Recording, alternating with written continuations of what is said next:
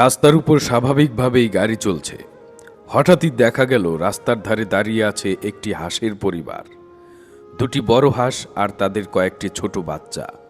মা বাবা হাঁস আগে থেকে বুঝে নিল রাস্তা পার হওয়া ঝুঁকিপূর্ণ, তাই তারা প্রথমে নিজেরা এগিয়ে গেল, যেন পথ নিরাপদ কিনা তা নিশ্চিত হতে পারে।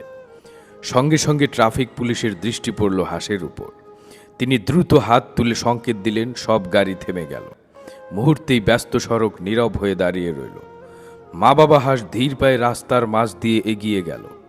তাদের পেছনেই একে একে ছোট ছোট হাঁসের বাচ্চারা লাইন ধরে মিষ্টি ভঙ্গিতে পার হলো।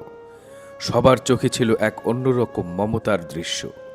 একদিকে দায়িত্বশীল ট্রাফিক পুলিশের সময়োচিত সিদ্ধান্ত, অন্যদিকে এক হাঁস পরিবারের নিরাপদ যাত্রা।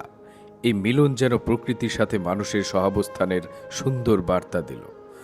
ছোট্ট বাচ্চারা নিরাপদে অপর প্রান্তে পৌঁছাতেই পুলিশ আবার ইশারা দিলেন, গাড়ি চলতে শুরু করল। ঘটনাটি ঘটে ক্যারিবিয়ান অঞ্চলের দেশ ত্রিনিদাদ অ্যান্ড টোবাগো দেশের একটি রাস্তায়। মানুষের পাশাপাশি পশু পাখিদের জন্য এমন সুন্দর নিরাপত্তা যেখানে আমাদের মুসলিম দেশে হওয়ার কথা ছিল, অমুসলিমেরা কত সুন্দর নিরাপত্তা দিতে পেরেছে।